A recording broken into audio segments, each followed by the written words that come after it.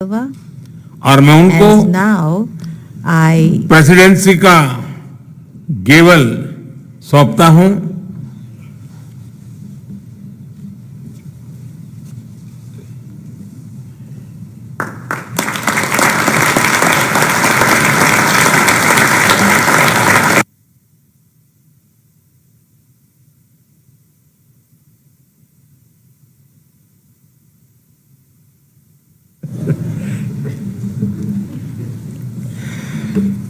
मैं राष्ट्रपति लूला को इस अवसर पर अपने विचार साझा करने के लिए आमंत्रित करता हूं। Bem, primeiro, gostaria de dizer às autoridades aqui presentes, suas altezas, aos presidentes, aos primeiros ministros, de que a natureza, ela continua dando demonstração de que nós precisamos cuidar dela com muito mais carinho. Essa semana, há 3 dias atrás, no Brasil, um ciclone no estado do Rio Grande do Sul. Nunca tinha havido ciclone, matou 46 pessoas e tem quase 50 pessoas desaparecidas. Isso nos chama a atenção, porque fenômenos como esse têm acontecido nos mais diferentes lugares do nosso planeta. Bem, eu quero primeiro cumprimentar o primeiro-ministro Narendra Modi pela condução eficaz da presidência indiana do G20 e pelo excelente trabalho na preparação dessa cúpula e no carinho que foi dedicado a todos nós convidados nesse dia que nós passamos aqui. Agradeço os esforços da Índia em dar voz a temas de interesse dos países emergentes. Por isso, eu quero me solidarizar aqui com o nosso querido companheiro, representante da União Africana, que agora faz parte do G20. Há 15 anos, este grupo se consolidou como uma das principais instâncias de governança global na esteira de uma crise que abalou a economia mundial. Nossa atuação conjunta nos permitiu enfrentar os momentos mais críticos, mas foi insuficiente para corrigir os equívocos estruturais do neoliberalismo. A arquitetura financeira global mudou pouco se tratarmos da questão da desigualdade. A desigualdade de renda, de acesso à saúde, de educação, de alimentação, de gênero, de raça e de representação está na origem de todas essas anomalias. Se quisermos fazer a diferença, temos que colocar a redução das desigualdades no centro da agenda internacional. Por isso, a presidência brasileira do G20 tem 3 prioridades: a inclusão social e o combate à fome, a transição energética e o desenvolvimento sustentável em 3 vertentes: a vertente social, a vertente econômica e a vertente ambiental. Terceiro, a reforma das instituições de governança global. Todas essas prioridades estão contidas no lema da presidência brasileira, que diz: construindo um mundo justo e um planeta sustentável. 2 forças-tarefas serão criadas: a Aliança Global contra a Fome e a Pobreza e a mobilização global contra a mudança do clima. Precisamos redobrar os esforços para alcançar a meta de acabar com a fome no mundo até 2030.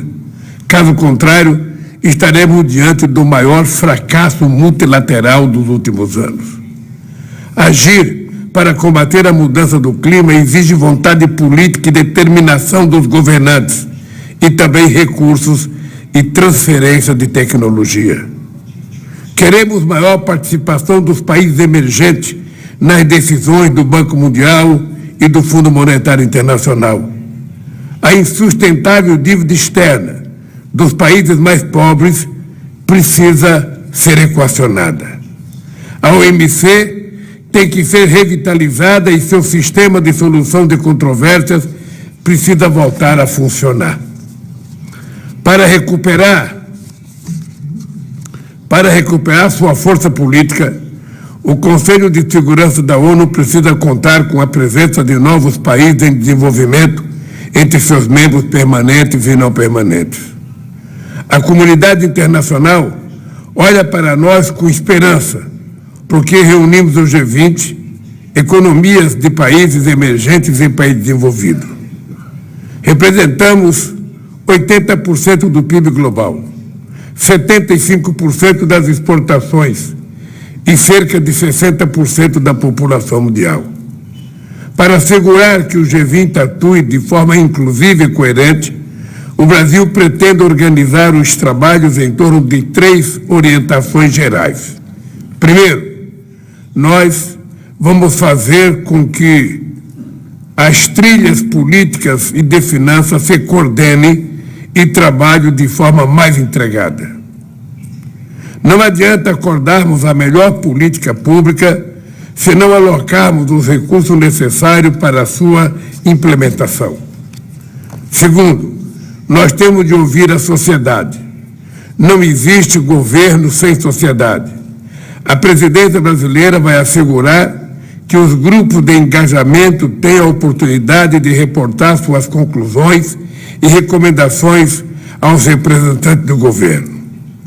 Terceiro, nós não podemos deixar que questões geopolíticas sequestrem a agenda de discussões das várias instâncias do G20.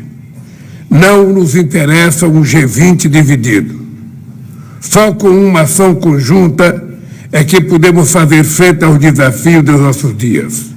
Precisamos de paz e cooperação em vez de conflito. O caminho que nos levará de Nova Delhi ao Rio de Janeiro exigirá de todos muita dedicação e empenho. Os grupos técnicos e as reuniões ministeriais preparatórias serão sediadas em várias cidades de todas as 5 regiões do nosso país. Por isso, nós acolheremos os integrantes do G20 de braços abertos e precisamos efetivamente do apoio de todas as pessoas, inclusive a experiência dessa bem-sucedida cúpula feita no nosso querido país, que é a Índia. Terei a honra de receber todos vocês na cúpula do Rio de Janeiro em novembro de 2024. E quero, antes de bater o martelo, eu quero agradecer ao presidente Modi e agradecer ao povo indiano pela competência da organização. E eu quero lhe dizer, presidente Modi, que eu, particularmente, fico muito emocionado quando estou na homenagem ao nosso querido Gandhi.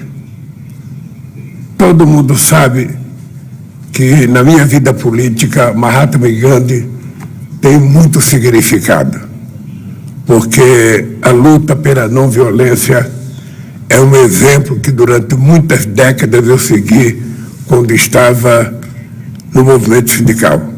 E por isso eu fiquei emocionado. Quero agradecer a oportunidade de ter ido prestar homenagem ao Gandhi e quero dizer a todos vocês que o Brasil assumirá o G20 e vamos fazer um esforço muito grande para conseguirmos fazer pelo menos igual os companheiros da Índia fizeram. Muito obrigado.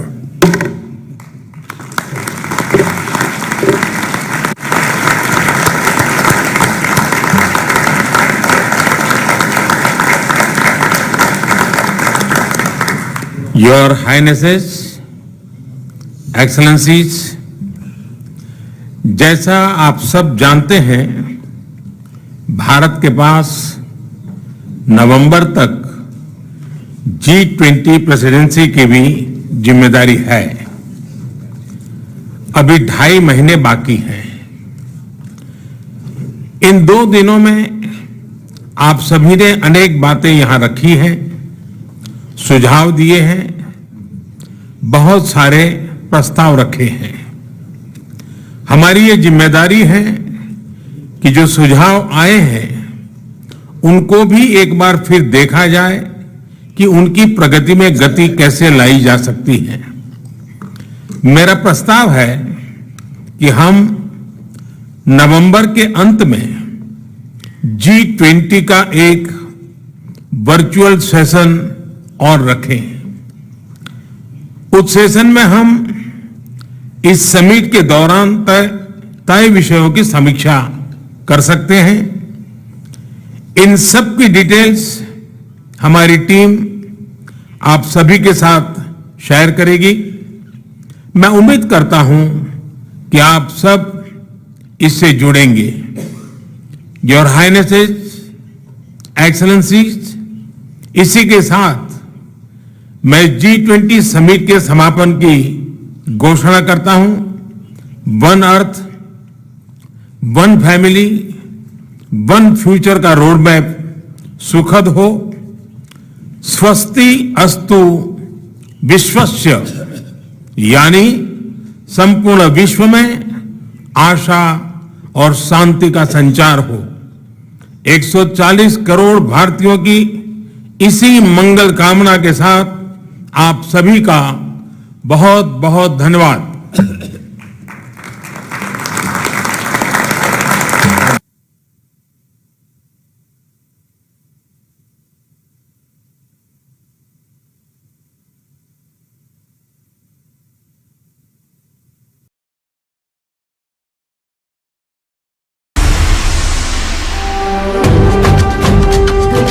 Our focus has been on creating an Amazon that is made for India, by India and in India. ये दिल से हुआ India का।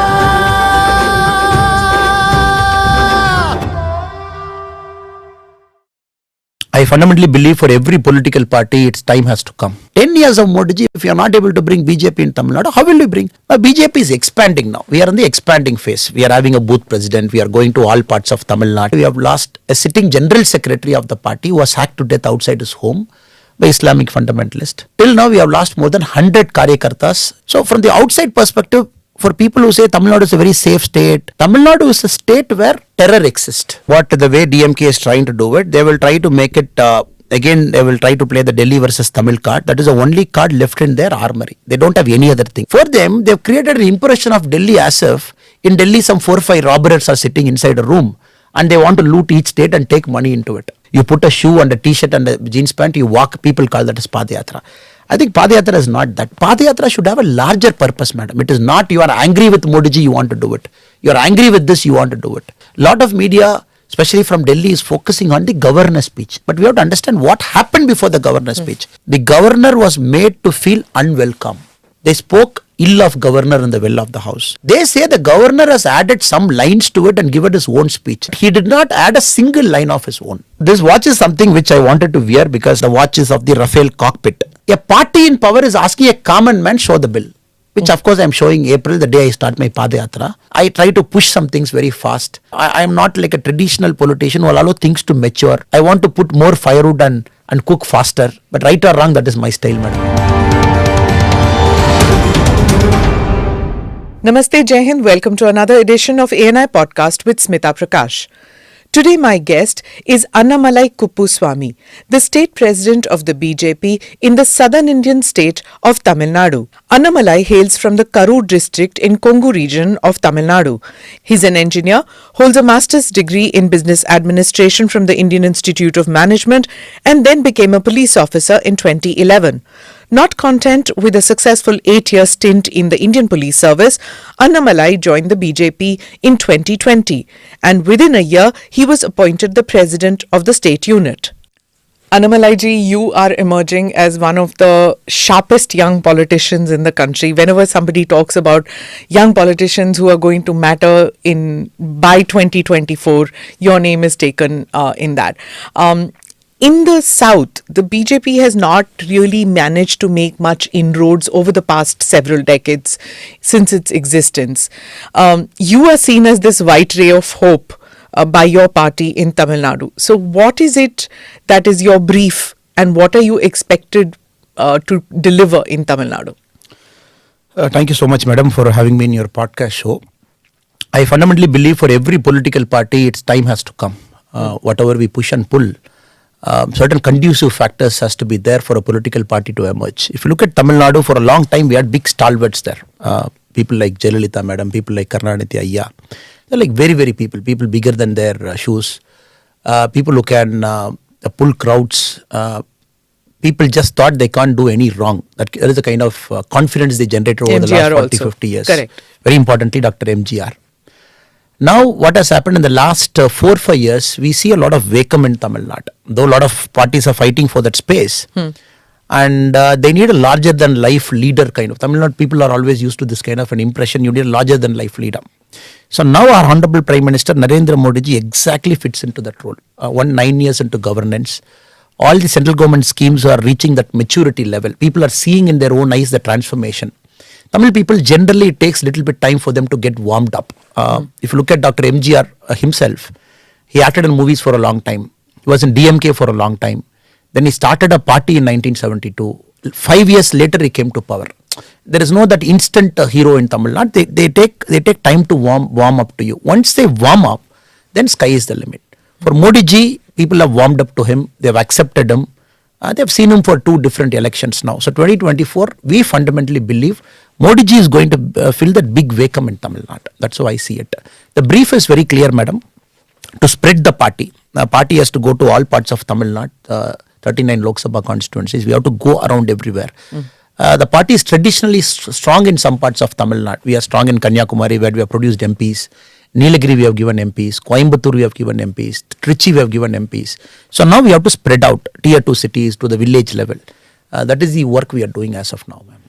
See, for our viewers and our listeners who may not be very familiar with Tamil Nadu politics, this, like when you said about this larger than life, many of the people that you mentioned, they came in from the glamour world. They came in from film industry, or Karunanidhi was not exactly from film industry, but he was a poet, and he had this interaction with the crowd and all that. And everything that we see about Tamil Nadu politics is huge posters, and then people getting very emotional about their leaders and all that.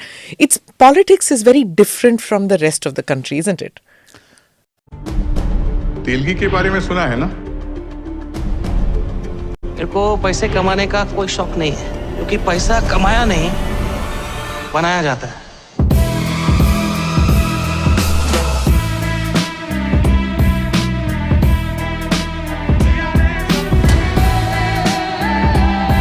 Life में आगे बढ़ना है तो dairying तो करना पड़ेगा ना darling.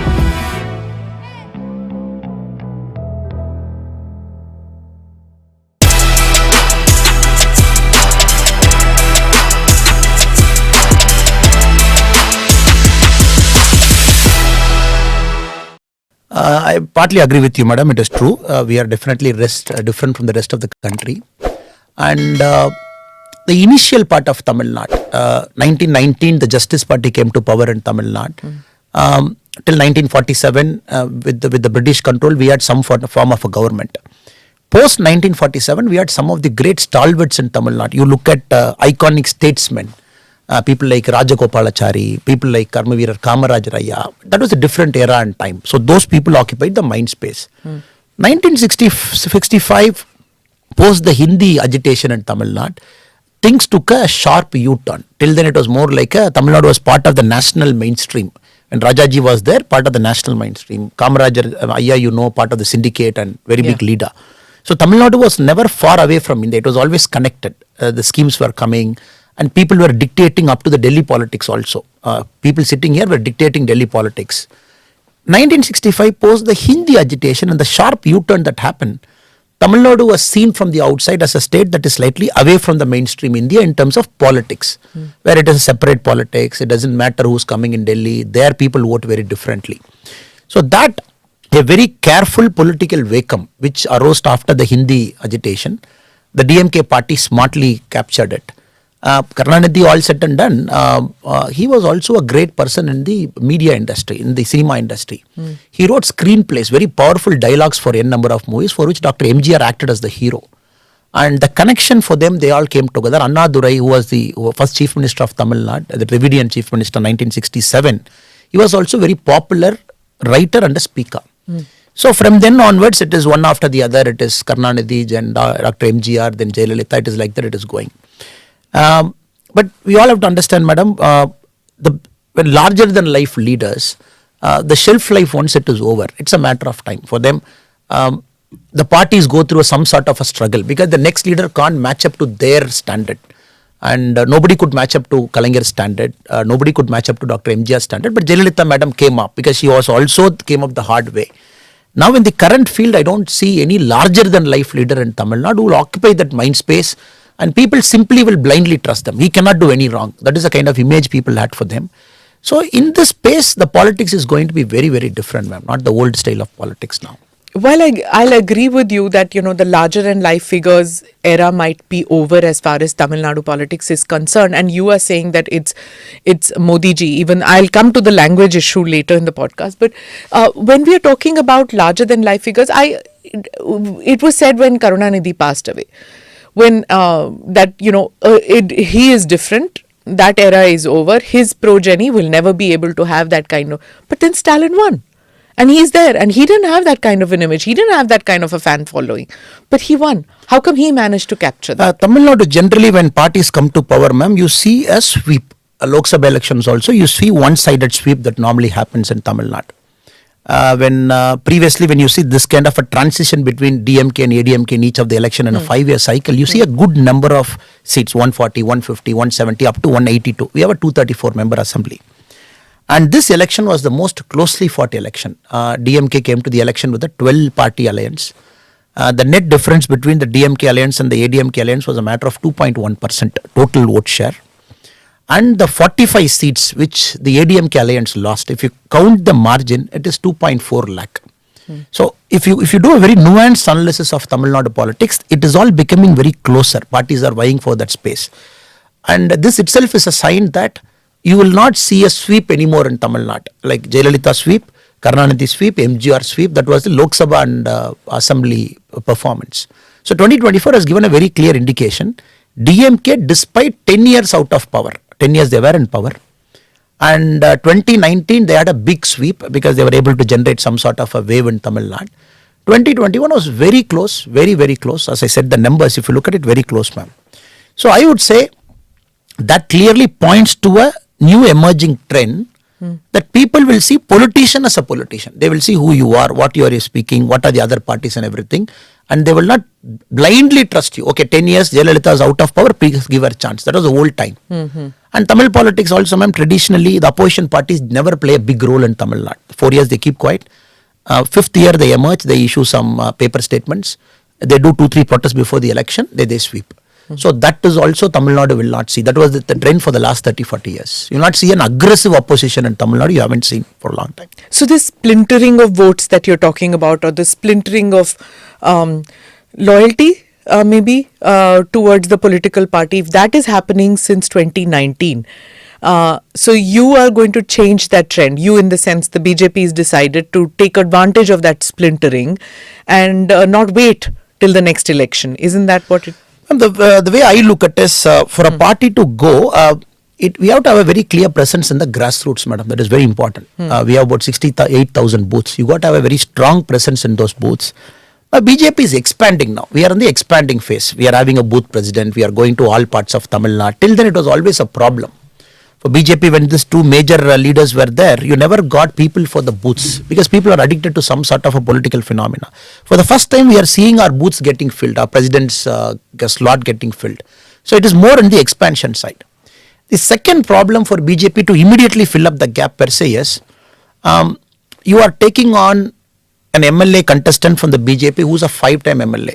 Invariably in ADMK, when you see, it is all 5-time, 4-time, 6-time MLAs who are there now. DMK also the same thing, where there are matured politicians and 30-40 years they are in politics. For BJP, we are seeing a lot of first generation, young, dynamic people getting into politics through BJP. This is the trend we are seeing in the last 2-3 years. Okay. So I would say 2026 would be a marker. 2024, you will see BJP emerging in Tamil Nadu, where we will send a huge number of MPs to Delhi. Because that election is going to be, Modi ji is going to come back as India's Prime Minister. How much is Tamil Nadu going to contribute? So we see a clear wave for Modi ji in 2024. So what's your immediate goal, 2024 or 2026? 2024, the immediate goal is to make sure the party is strong enough to capture this wave. A wave gets generated, ma'am. To translate that into votes, we got to have booth level presence. So you have a wave right now, you think? I see a wave, madam. I see a wave, clear pro-Modi wave, unlike last time in 2019 where they generated. Because Kasi Tamil Sangamam, one after the other, when you see what Modi ji has done, if I can speak very elaborately about it, Modi ji is seen as an insider. In fact, if you look at the Tamil news for the last 1 month, somebody has started a rumor that Modi ji is contesting from Tamil Nadu, one of the seat. Everywhere you go, people ask. 2 days back, I was in a tea shop in Thoothukudi. I was having a tea in a tea shop. The Anna asked me, Anna, is it sure Modi ji will contest? So this has become a talking point. Contest from Tamil Nadu? From Ramanathapuram is what the rumors say. So people have picked up that rumors. Medias have written columns about it. Varanasi and Ramanathapuram, Modi ji is connecting. It is all a rumor, but people are commenting, people are talking, people want Modi ji to contest. That itself is a sign, this and many other things, that Modi ji is seen as an insider in Tamil Nadu, not anymore an outsider from distant part of India. No, that's something which is an anomaly, no? Because in Tamil Nadu there is this whole, what is your identity? Is it a Tamil identity or a national identity? That becomes very important. They've never tolerated outsiders, Tamil Nadu politics. I don't mean it as a criticism, but I'm saying that's the truth. That you've not seen, anybody coming in from outside and contesting an election in Tamil Nadu, isn't it? Well, that's partly true, madam, because a lot of Tamil-based identity, caste identity, local Dravidian identity, a lot of things goes into people deciding in their mind whom they want to vote. But since Modi ji has transcended everything, probably I think is probably the first outsider outside Tamil Nadu. Yeah. Nobody has done it. Even Indira Gandhi, as a second seat, she picked up from Andhra Pradesh, she picked up from Karnataka when she wanted to. Sonia Gandhi picked up from Karnataka. Rahul Gandhi has gone to Kerala. Nobody is daring to go to Tamil Nadu. That is why I was very confident now when I say this, ma'am. If you look at the current news space, this has become a talking point. That itself is a sign that Modi ji has transcended everything. So 2024 will be a very different election. So you think that, but see, it's a state election. The BJP did this even in Bengal. They had, they said that Modi magic is so strong. It was strong in 2019 in the sense that the vote share became very big in West Bengal. It's become the second largest party after the TMC. They did that, but state election is all about state leaders. How can Modi ji get? I agree with you, madam. Modi ji can generate that